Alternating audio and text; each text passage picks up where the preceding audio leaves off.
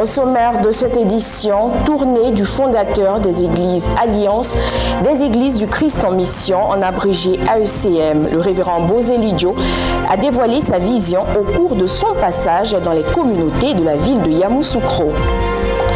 514 kg de cannabis saisis par la préfecture de police de Bondoukou, c'est dans la région du Gontougo. Et puis, hors de nos frontières, le Royaume-Uni est le premier pays occidental à lancer une campagne de vaccination contre la Covid-19.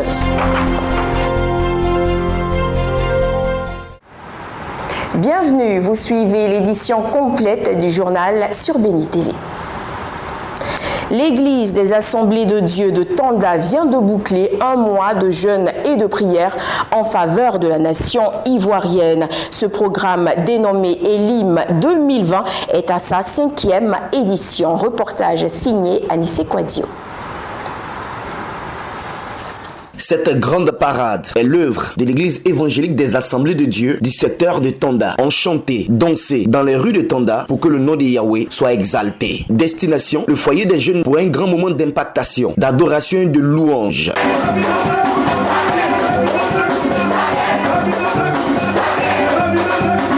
Cette activité fait suite à la clôture de ce grand programme annuel d'accentuation spirituelle qui marque la fin de un mois de jeûne et de prière pour la paix en Côte d'Ivoire et pour le renouvellement de l'esprit. C'est un moment d'accentuation spirituelle et de renforcement des capacités spirituelles des enfants de Dieu dans le but d'amener chaque enfant de Dieu à s'inscrire de façon dynamique dans le succès, dans la réussite, mais aussi dans la marche chrétienne victorieuse. Ce programme dénommé Elim 2020, 5e édition, qui a été un fort moment riche. Autour du thème, il a paru une seule fois pour abolir cette thématique, pour que chaque enfant de Dieu comprenne très clairement que le temps n'est plus à végéter dans l'immobilisme, mais à sortir du contexte du retard spirituel et du retard accusé dans tous les domaines pour saisir la puissance de l'œuvre que Jésus est venu accomplir. L'invité spécial, l'homme de Dieu, Jackie Roger, qui a enrichi le peuple de Dieu et qui s'est chargé de délivrer certains esprits captifs des mains du diable. C'est un programme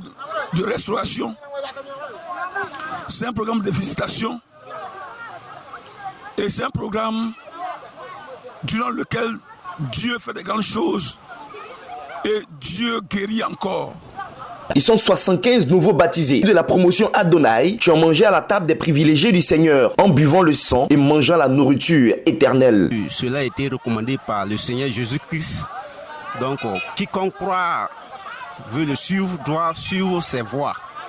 Raison pour laquelle nous avons pris ses voies pour se faire baptiser. Ce moment a été fortement marqué par l'anniversaire du pasteur Guédé Nicolas Zaria, honoré par tous ses enfants.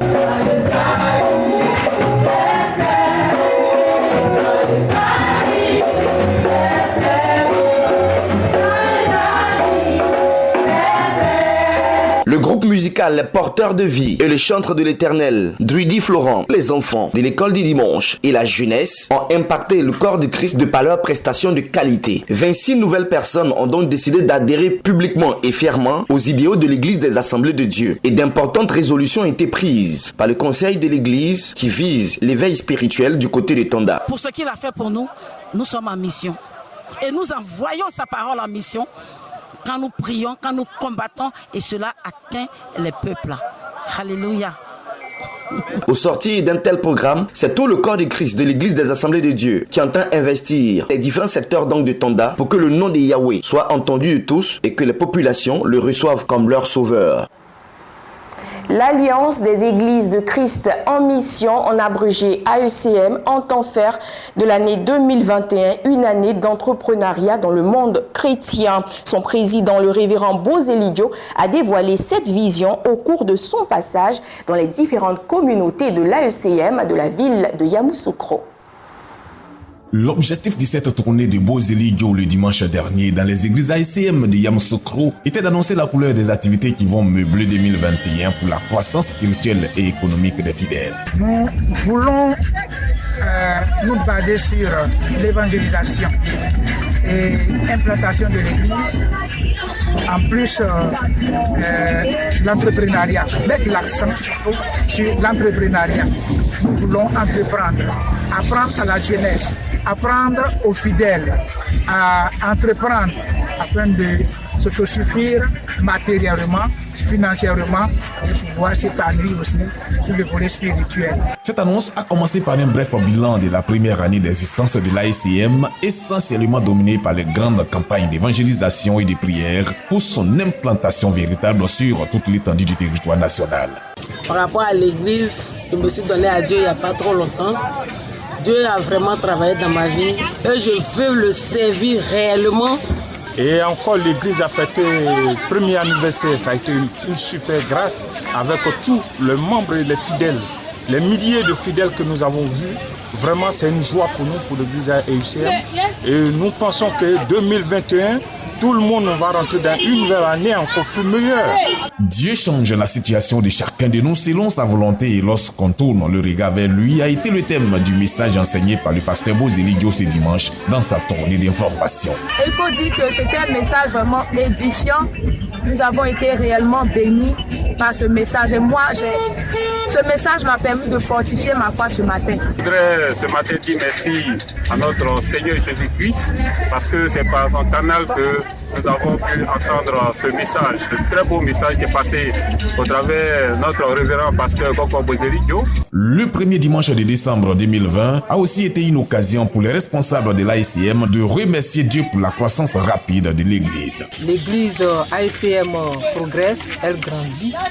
Nous avons commencé avec quelques fidèles, mais nous sommes maintenant à beaucoup de fidèles. L'église prospère par la grâce de Dieu.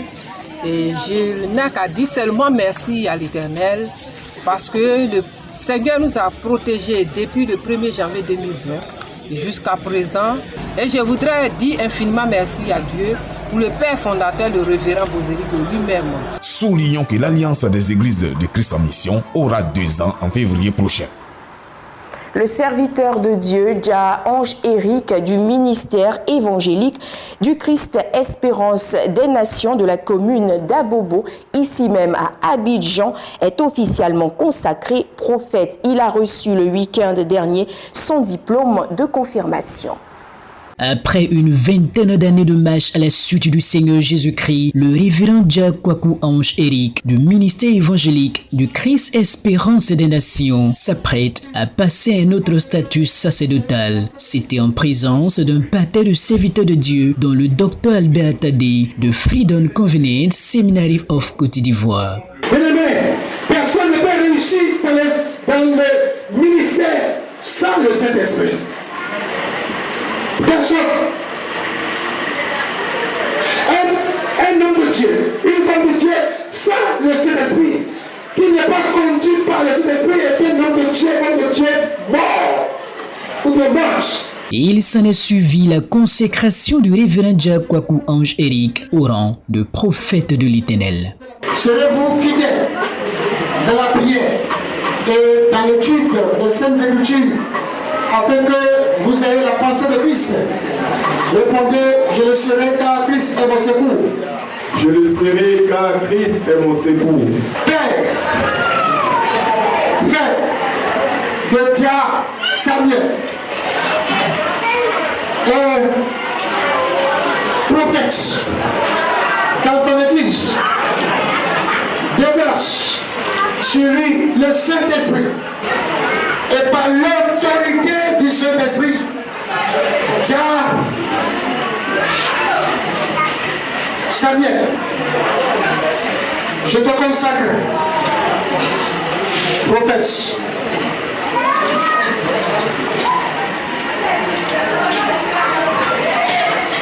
Le consacré prophète du jour et son épouse, la révérende Dja Angeline, reçoivent le signe de confirmation dans le ministère. Je vous remets votre diplôme de coordination.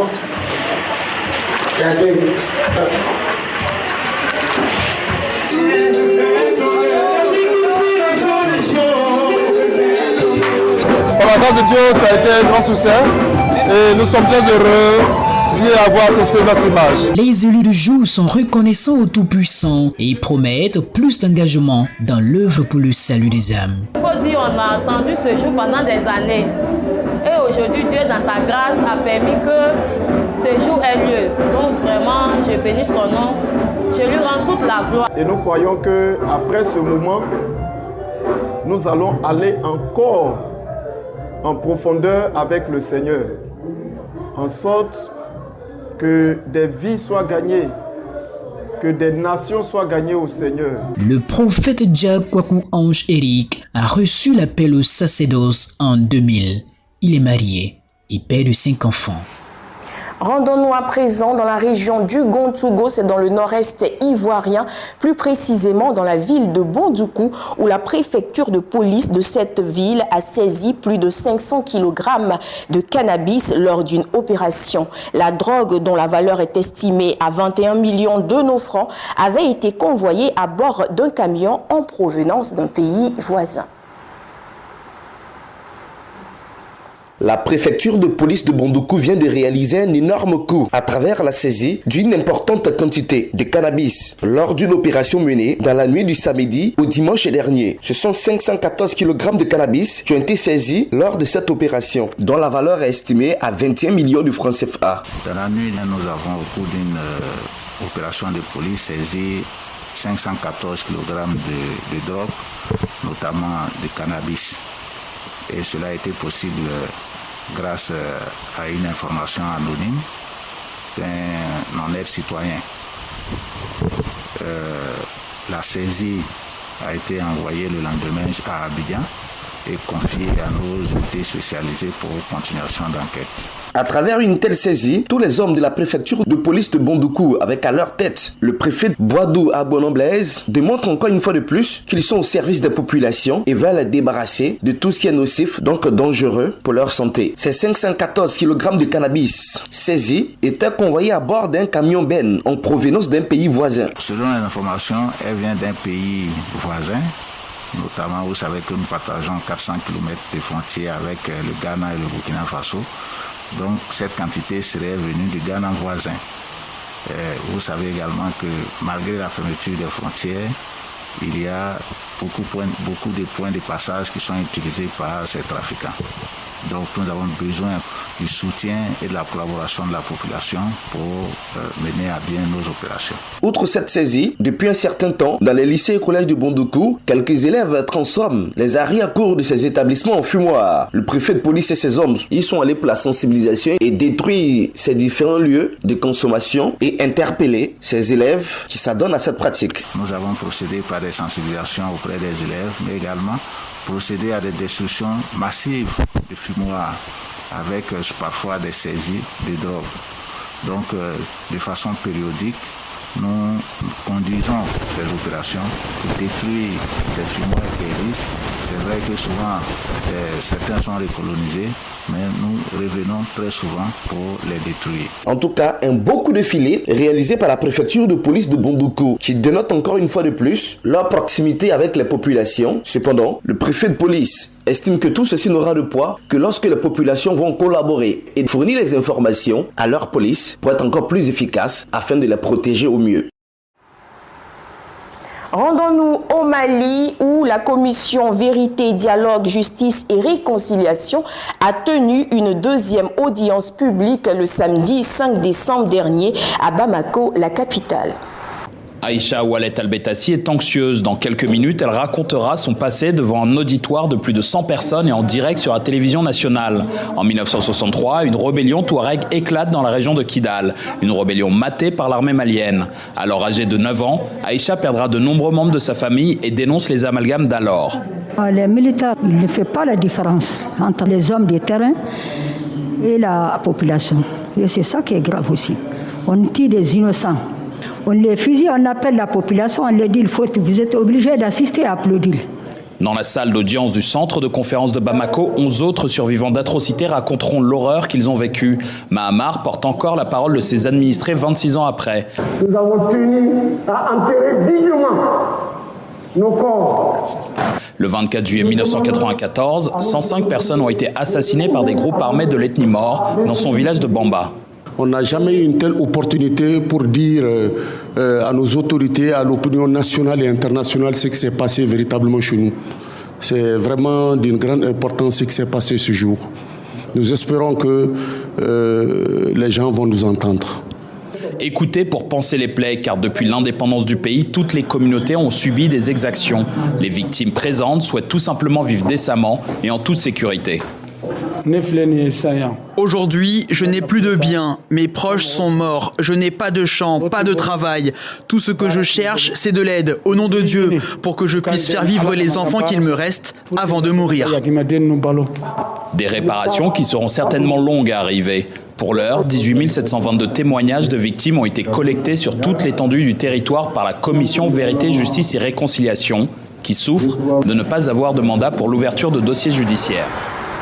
Intéressons-nous à Hassan Moumpe, le 6e enfant d'une fratrie de 9. Depuis plus d'1 an, il consacre sa vie à la commercialisation de l'arachide avec un style très atypique. Regardez. Costume 3 pièces, lunettes de soleil, paire basse et mallette. Ce jeune homme dans la vingtaine n'est pas étudiant dans une grande école camerounaise. L'idée du costume pour vendre ses arachides vient de cette anecdote. Quand je vendais les maniocs prunes, il y a un beau monsieur quand même qui passait habillé complètement en costume. Avec sa voiture, il a versé de la boue sur nous. C'est dans ce moment que j'ai pris tout le premier courage. J'ai mis une veston tout simple. Bon, au fur et à mesure, le marché fonctionnait. Oui, jusqu'à ce que j'ai eu les moyens d'acheter un costume. Cette femme peut enfin y croire. J'ai vu le monsieur dans les réseaux sociaux, Facebook en l'occurrence, mais je n'y croyais pas. Et je me rends compte à l'évidence que c'est du réel. Et j'apprécie. Le jeune Hassan Moumpe quitte son domicile du quartier Nkondongo chaque jour, son plateau d'arachide vissé sur la tête. L'effet de séduction est immédiat. J'ai acheté les arachides là parce que vraiment l'attirance d'avoir de la veste du gars avec l'arachide sur la tête, ça m'a dépassé. Tu es obligé de payer les arachides de 300. Cette mallette n'est point un effet de mode. C'est une banque d'approvisionnement en cacahuètes. Achetez des arachides de 500 francs CFA et vous avez droit au service complet. L'attribution de la facture, c'est une astuce bien vue d'ailleurs. Pour savoir les clients réguliers, irréguliers. Je fais les livraisons à domicile grâce à mes factures. Si vous avez besoin d'arachide, vous appelez le numéro de téléphone. Le jeune homme, 6e enfant d'une fratrie de 9, fait du chiffre et s'occupe des siens. Aujourd'hui tu vends 10 000, demain tu peux sortir, tu vends 15 000, 12 000, ça dépend. J'ai ma nièce à qui je paye les études. Et moi-même aussi, je continue les études mais en faisant plutôt les cours de soir. Arachide moderne, c'est le nom de ce concept Made in Cameroun, déjà implanté sur Douala et Bolova et Yaoundé. L'histoire de ce jeune visionnaire ne fait que commencer. Le PIB de l'Afrique du Sud a augmenté de 60% après une chute de 51% cette année 2020. Après un second trimestre catastrophique, la deuxième économie du continent peut enfin respirer un peu. Ce mardi, l'agence des statistiques sud-africaines a publié les résultats du PIB au troisième semestre de 2020. Après avoir chuté de 51% plus tôt dans l'année, le produit intérieur brut de l'Afrique du Sud a augmenté de 66%. Un rebond largement dû à l'allègement des restrictions liées au confinement contre la Covid-19. Entre les mois de juillet et septembre, l'industrie manufacturière, le commerce et les mines ont été les principaux moteurs de ce sursaut de l'économie sud-africaine. Mais malgré ce rebond bienvenu, l'économie reste en retrait de 5,8% par rapport à la fin de 2019. Selon l'Organisation des Nations Unies, le pays le plus touché par la Covid-19 en Afrique pourrait mettre 5 années avant de retrouver ses niveaux d'avant la pandémie. La campagne de vaccination contre la Covid-19 est aujourd'hui une réalité. Dès le lancement au Royaume-Uni, une grande première en Occident. La première patiente à avoir reçu ce vaccin de l'Alliance américano-est, Margaret Keenan, est âgée de 90 ans. Il est 6h31 en Angleterre. Les caméras se sont invitées dans une chambre de l'hôpital de Coventry. Margaret Keenan est la première patiente au monde à recevoir le vaccin Pfizer-BioNTech. Elle dit ne pas être inquiète, elle estime plutôt que c'est un privilège. Cette dame de 90 ans est ravie de pouvoir revoir sa famille. Elle a vécu seule pendant près d'1 an. Je vous dirais de foncer. Allez-y parce que c'est gratuit et c'est la meilleure chose qui soit arrivée pour le moment. Alors allez-y. Si je peux le faire, vous le pouvez aussi. C'est parti pour le V-Day, le jour de la vaccination, comme il a déjà été surnommé dans le pays. 800 000 doses ont été acheminées à travers le Royaume-Uni. Le rythme s'accélère. Au Canada, Justin Trudeau vient de l'annoncer, une entente a été conclue avec Pfizer. 249 000 doses initiales vont être livrées plus tôt que prévu. Vous pouvez être certain que tout vaccin approuvé au Canada sera sûr et sécuritaire. Un vaccin, 1 an à peine après l'émergence du Covid-19, c'est d'une rapidité inédite qui suscite de la méfiance. En Europe, la Suisse mise sur la prudence. Le pays n'est pas dans une situation catastrophique, estiment des spécialistes. Il n'y a donc aucune urgence à commercialiser ce vaccin génétique. Pour l'instant, les données leur paraissent insuffisantes. Quand on a 4-5 mois de suivi, on est beaucoup plus tranquille que quand on n'a que 2 mois. Même défiance chez le voisin français. Se faire vacciner avec des produits utilisant du matériel génétique, pas question, répond ce professeur. Donc moi, me vacciner avec des produits que je ne connais pas, dont je n'ai d'informations que par les communiqués de presse des laboratoires pharmaceutiques, c'est quand même leur faire une confiance aveugle et absolue. En France, la vaccination anti-Covid devrait débuter en janvier pour les personnes vulnérables. La circulation active de la Covid-19 en Europe contraint les différents gouvernements à prendre des dispositions particulières allant jusqu'à menacer les manifestations de la fête de Noël édition 2020. La deuxième vague de coronavirus en Europe contraint des gouvernements réticents à revenir aux restrictions et inflige de nouvelles blessures aux économies européennes. Plus de 20 millions de cas ont été signalés depuis l'arrivée du virus sur le continent au début de cette année. Et au cours des 7 derniers jours, la zone Europe a représenté près de 40% de tous les nouveaux cas détectés dans le monde. En Allemagne, 2 États en difficulté s'apprêtent à prendre des mesures plus strictes, même pendant la période de Noël. La Bavière ferme magasins, écoles et interdit la vente d'alcool dans les lieux publics. La Saxe suit le mouvement en ajoutant des contrôles aux frontières avec la Pologne et la République tchèque. Les experts médicaux conseillent même un verrouillage national. Les gouvernements ont aussi recours à des tests de masse. Grâce à cela, la Slovaquie aurait réduit son taux d'infection d'environ 60% en une semaine. Les employeurs sont tenus de réclamer à leurs salariés, pour les laisser travailler, un certificat prouvant qu'ils ont été testés négatifs à l'aide de kits de dépistage rapide.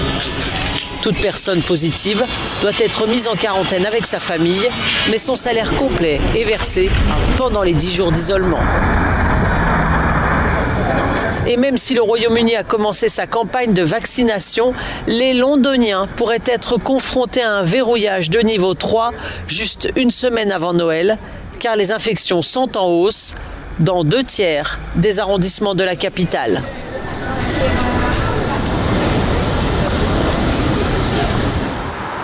En Uruguay, les Noirs représentent près de 10% de la population du pays, mais ils sont quasiment invisibles sur le plan politique et médiatique.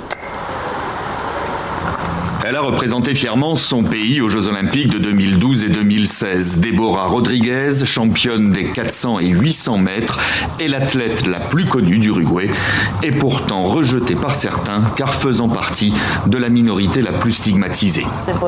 Quand j'étais enfant et adolescente, on me traitait de salope nègre.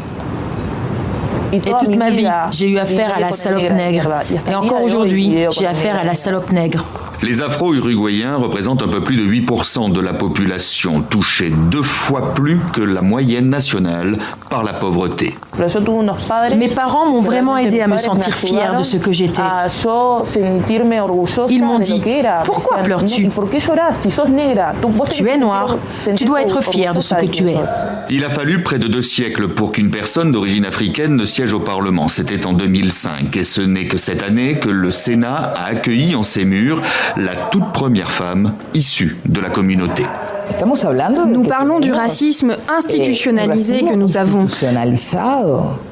Le racisme se manifeste lorsque quelqu'un dit « Gloria est la première femme d'origine africaine à entrer au Sénat ». C'est un signe de racisme. Et pourtant, l'Uruguay est considéré comme l'un des pays les plus progressistes et égalitaires d'Amérique latine. Légalisation de l'avortement, du mariage homosexuel, mise en place de systèmes scolaires et de sécurité sociale particulièrement libéraux. Une loi de discrimination positive censée réserver 8% des emplois publics aux personnes de couleur existe bel et bien, mais reste très peu appliquée dans les faits. Un mot de sport dans cette édition. Nous nous intéressons au milieu de terrain français Paul Pogba qui devrait quitter le club anglais Manchester United dès le prochain mercato. Paul Pogba sous le maillot rouge de Manchester United, cela pourrait très vite devenir de l'histoire ancienne. Le milieu de terrain français, d'origine guinéenne, devrait quitter le club anglais dès le prochain mercato si l'on se réfère aux déclarations de son agent Mino Raiola, qui annonce la fin de l'aventure avec les Red Devils dans une interview au journal italien Tuttosport. Revenu à Manchester en 2016, Paul Pogba vient pourtant de prolonger en octobre dernier son contrat jusqu'en 2022. Mais il n'a apparemment pas envie de s'éterniser dans le nord de l'Angleterre. Il pourrait retrouver dès l'été prochain la Juventus de Turin, où il a évolué pendant 4 ans, à moins que le Real Madrid, qui lui fait les yeux doux, ou le Paris Saint-Germain ne parviennent finalement à convaincre le champion du monde 2018. Toute chose concourt au bien de ceux qui aiment Dieu. Merci d'aimer Béni TV, la première chaîne chrétienne panafricaine. À très bientôt.